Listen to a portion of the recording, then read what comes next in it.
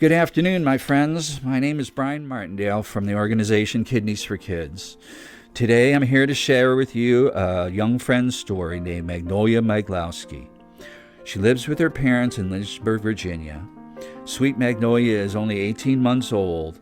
She needs a kidney transplant immediately, and we're here today to appeal to you to be her living kidney donor hero.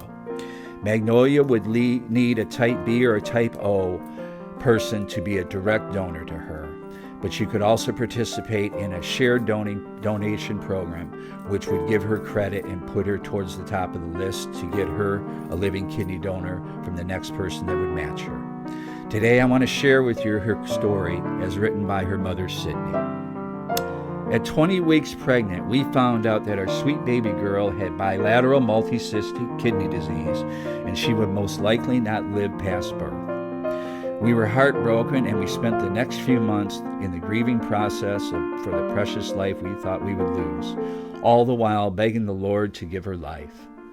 We traveled to multiple doctor's appointments every week in Charlottesville, and at 36 weeks, we made the decision to deliver at the UVA Medical Center after her health had continued to decline.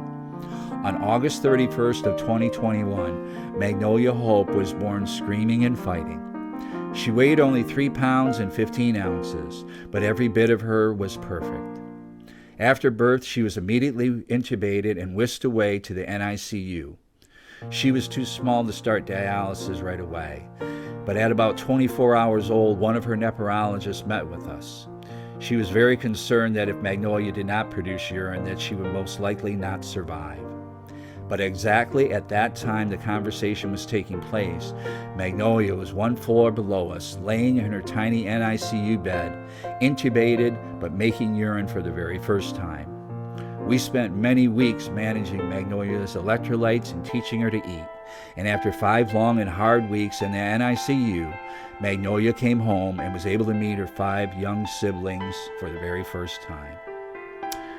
We had a blissful 2 weeks at home, and then at 7 weeks old, she returned to the hospital to have a PD catheter placed in preparation for her dialysis after her potassium level reached a dangerous point and could no longer be managed through medication.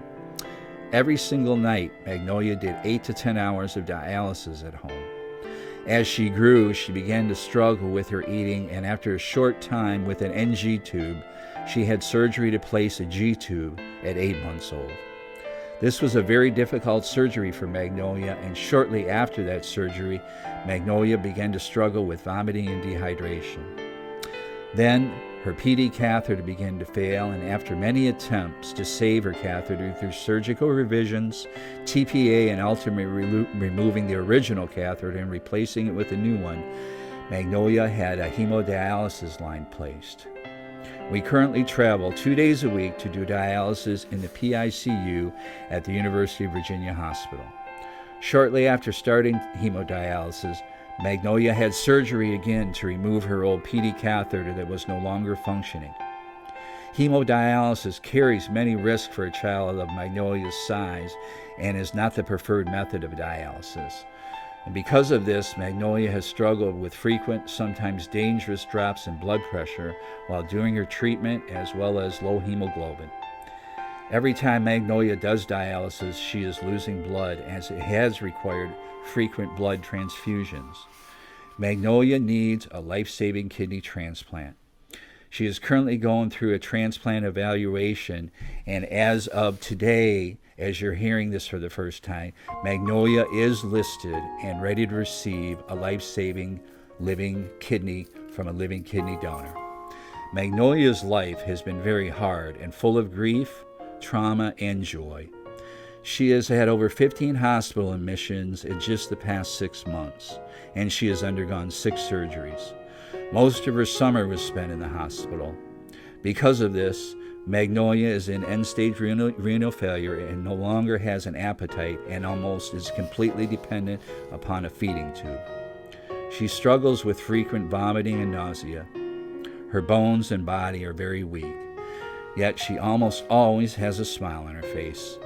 She has a better attitude than any of us. She has the sweetest blue eyes, the most beautiful hair, and loves to dance. The Lord has performed a miracle after miracle in her short life.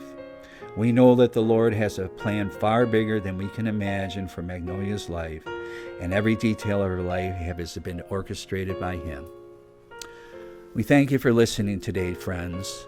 I ask that at the end of this video, you follow the instructions and register to become Magnolia's Living Donor Hero. Thank you.